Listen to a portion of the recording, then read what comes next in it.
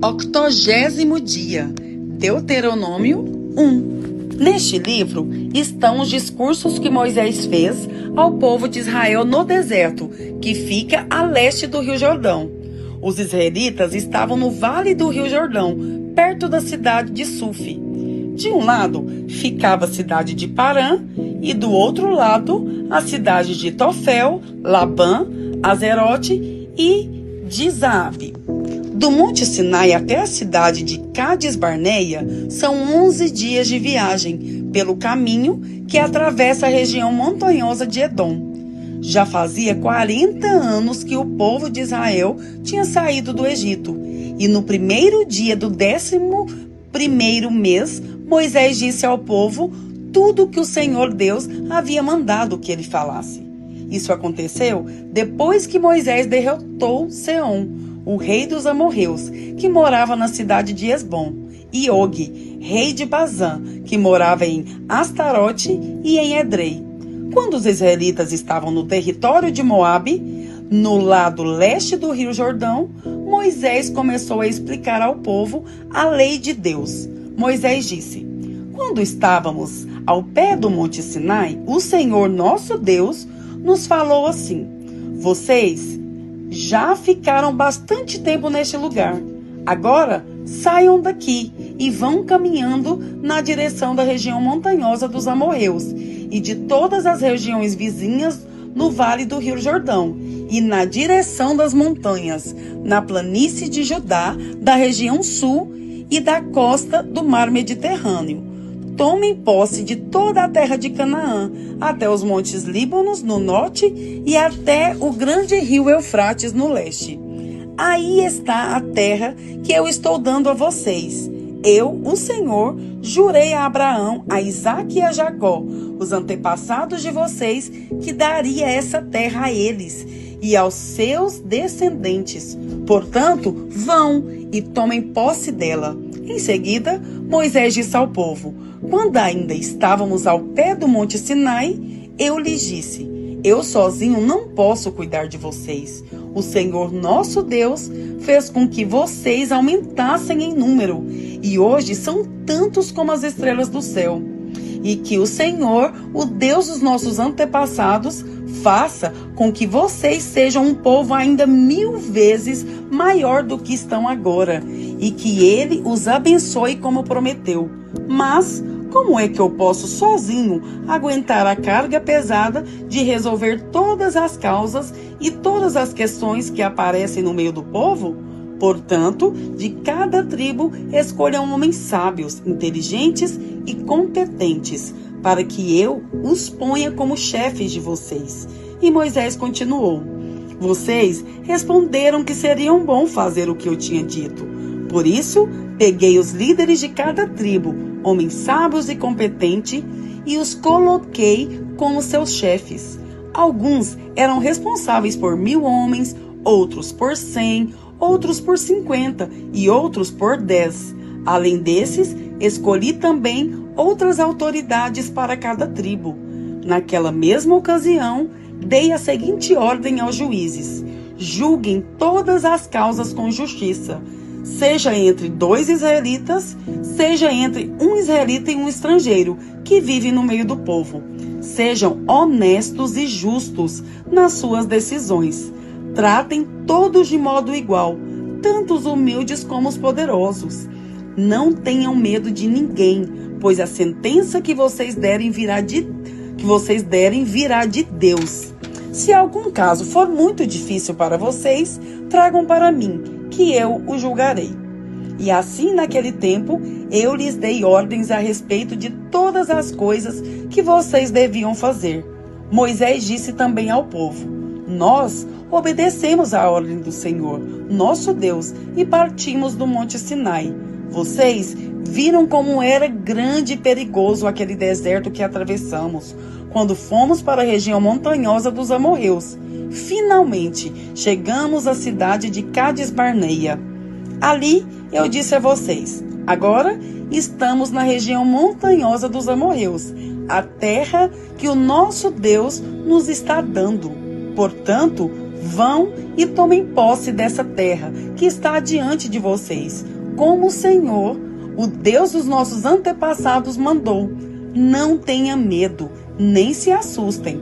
Aí todos vocês chegaram perto de mim e disseram: seria bom que mandássemos na frente de nós alguns homens para espionarem a terra e trazerem informações a respeito do caminho que devemos seguir e das cidades que vamos encontrar lá.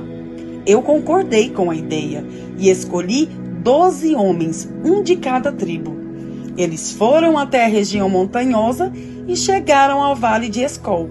Depois de verem o que havia no vale, eles voltaram, trazendo algumas frutas que encontraram lá. E nos contaram que a terra que o Senhor, nosso Deus, estava nos dando era boa. Mas vocês desobedeceram à ordem do Senhor e não quiseram tomar posse da terra. Em vez disso, ficaram nas suas barracas queixando-se e dizendo: o Senhor está com ódio de nós. Ele nos trouxe do Egito para sermos derrotados e mortos pelos amorreus. Que terra é essa que temos de conquistar? Nós ficamos com medo quando os nossos espiões disseram que o povo dessa terra é mais numeroso e mais forte do que nós, e que as suas cidades são enormes e protegidas por muralhas que chegam até o céu. E disseram também que viram gigantes por lá. Então respondi: não se assustem, nem tenham medo dessa gente, pois o Senhor, nosso Deus, vai adiante de nós e Ele combaterá por nós. Ele fará a mesma coisa que vocês o viram fazer em nosso favor no Egito e também no deserto. Vocês viram como nosso Deus nos levou pelo deserto, como um pai leva um filho, e nos guiou o tempo todo até que chegamos a este lugar. Mas, mesmo assim, vocês não confiaram no Senhor, que sempre ia diante de vocês, na coluna de fogo durante a noite e na coluna de nuvem durante o dia. Ele fazia isso para mostrar o lugar onde vocês deviam armar o acampamento e para indicar o caminho que deviam seguir. Moisés continuou: quando o Senhor Deus ouviu as queixas que vocês estavam fazendo, ele ficou irado e fez esse juramento: vocês, israelitas, são um povo mau. Por isso, nenhum de vocês que é adulto verá a boa terra que eu prometi dar aos seus antepassados. Somente Caleb, filho de Jefoné, verá essa terra. Caleb foi sempre fiel e obediente a mim, o Senhor, e por isso darei a ele e aos seus descendentes a terra por onde ele andou. E foi por causa de vocês que o Senhor ficou irado comigo também e me disse: você também não vai entrar na terra prometida. O seu ajudante Josué, filho de Num, é quem vai entrar. Anime-o, pois ele vai comandar o povo de Israel na conquista da terra. Depois, Deus disse a todos nós: os seus filhos são crianças e não sabem a diferença entre o que é certo e o que é errado. E vocês estavam pensando que eles iam cair nas mãos dos inimigos. Mas eles, os seus filhos, entrarão na terra prometida. Eu lhes darei essa terra e eles serão donos dela. Agora, continuem caminhando pelo deserto na direção do Golfo de Acaba. Então, vocês responderam: Moisés, nós pecamos contra Deus, o Senhor. Mas agora estamos resolvidos a obedecer às ordens do nosso Deus e atacar o inimigo. Aí, cada um de vocês se aprontou para a batalha, pensando que seria fácil conquistar a região montanhosa. Mas o Senhor mandou que eu dissesse a vocês: não vão lá, nem entrem em nenhum combate, pois eu não irei com vocês, e os seus inimigos os derrotarão. Porém, vocês não me deram atenção. Pelo contrário, ficaram cheios de orgulho, desobedeceram às ordens de Deus, o Senhor, e invadiram a região montanhosa. Aí, os amorreus que moravam naquela região saíram contra vocês, com um enxame de abelhas bravas. Vocês fugiram, e os amorreus os perseguiram até o território de Edom, e os derrotaram na cidade de Orma. Então vocês voltaram e clamaram pedindo ajuda ao Senhor, mas ele não lhes deu atenção nem os atendeu. E depois disso, ficamos muito tempo em Cádiz.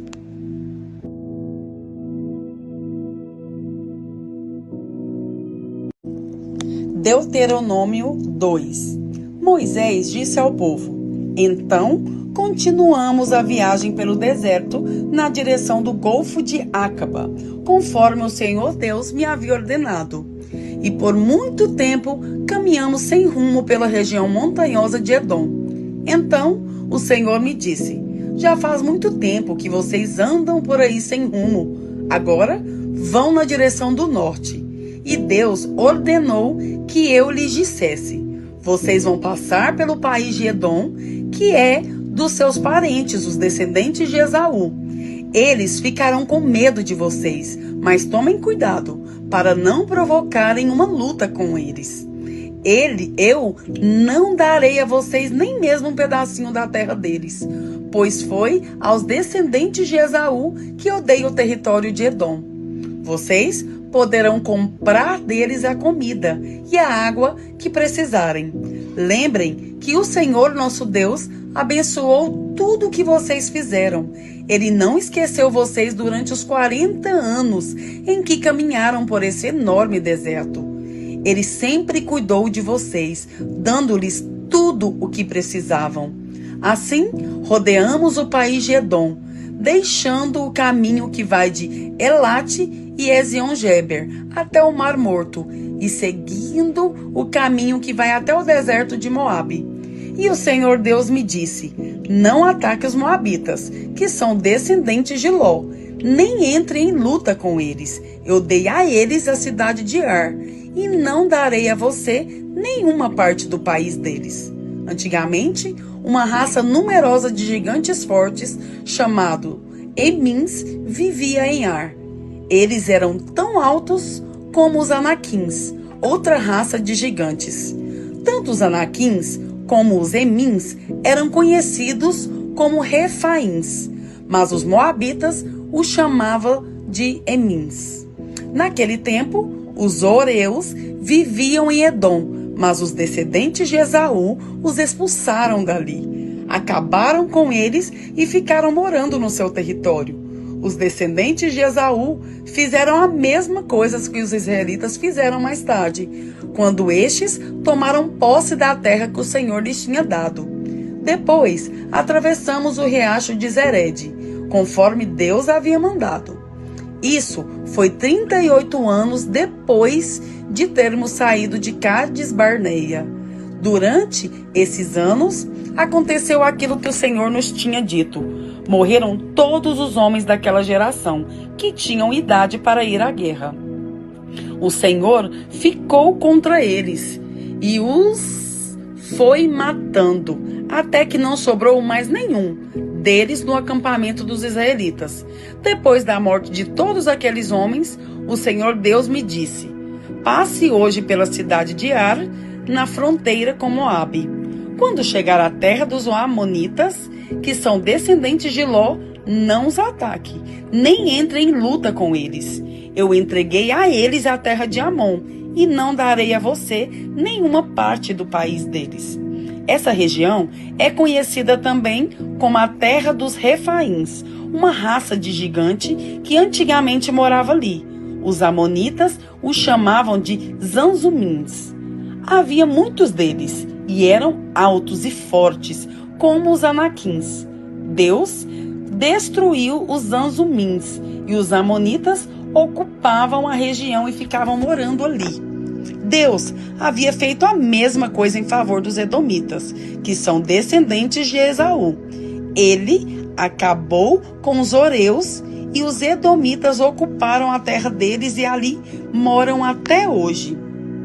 Os cretenses fizeram a mesma coisa. Eles saíram da ilha de Creta, invadiram a terra dos Avins no litoral do mar Mediterrâneo e foram na direção do sul até a cidade de Gaza. Os cretenses acabaram com os avins e ficaram morando nas cidades deles. Depois que atravessamos o país de Moabe, Deus nos disse: continuem avançando e atravessem o rio Arnon, pois eu deixarei que vocês derrotem Seom, o rei dos amorreus, que mora na cidade de Esbom. Lutem contra Seom e tomem posse da terra dele. E Deus me disse: de hoje em diante eu vou fazer com que todos os povos do mundo tenham medo de você. Você será famoso e quando ouvirem falar a seu respeito, todos ficarão tão assustados que tremerão de medo. E Moisés continuou dizendo: depois, quando estávamos no deserto de Quedemote, mandei que alguns mensageiros levassem ao rei Seom, que morava na cidade de Esbom, um tratado de paz com as seguintes condições: pedimos licença para passar pelo seu país, prometemos andar somente pela estrada, sem sair dela, e também pagaremos pela comida e pela bebida que precisarmos. A única coisa que queremos é licença para passarmos pelo seu país, até chegarmos ao rio Jordão. Então, atravessaremos o rio para entrar na terra que o Senhor nosso Deus nos está dando. Os descendentes de Esaú, que moram em Edom, e os moabitas, que moram em Ar, já nos deram licença para passarmos pelos países deles. Mas o rei Seom não deixou, pois o Senhor nosso Deus fez com que Seom ficasse teimoso e rebelde. Deus fez isso para que nós pudéssemos derrotar o rei Seom e conquistar a terra dele, que é nossa até hoje. Então o Senhor Deus me disse: veja, eu vou deixar que você derrote Seom, ataque-o imediatamente e tome posse da terra dele. Seom saiu com seu exército para lutar contra nós na cidade de Jaza. O Senhor, nosso Deus, nos deu a vitória e nós derrotamos Seom, os seus filhos e todo o seu exército. Além disso, conquistamos e destruímos todas as cidades e matamos todos os homens, mulheres e crianças. Não escapou ninguém, mas ficamos com o gado e com os objetos de valor que encontramos nas cidades. O Senhor nosso Deus deixou que conquistássemos todas as cidades, desde Aroer, que fica perto do vale do rio Arnon, e desde a cidade que está no vale, até a região de Gileade. Nós conquistamos todas as cidades, mesmo as que tinham muralhas altas e fortes. Não invadimos a terra dos amonitas, nem as cidades que ficam na margem do rio Jaboque, nem as que ficam na região montanhosa, nem os outros lugares que o Senhor nosso Deus havia proibido.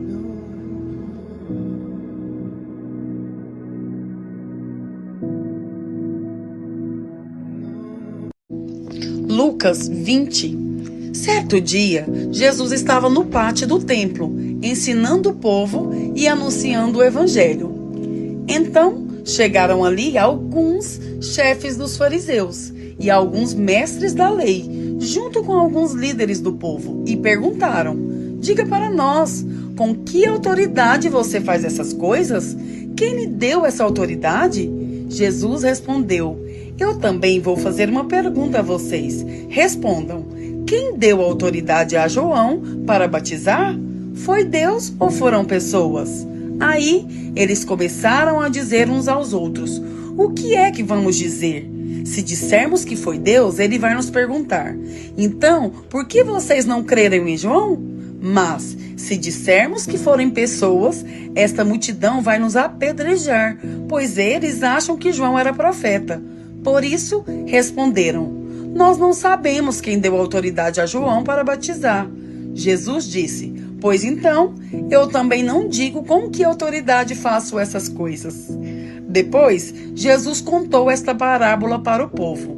Certo homem fez uma plantação de uvas, arrendou-a para uns lavradores e depois foi viajar, ficando fora por muito tempo.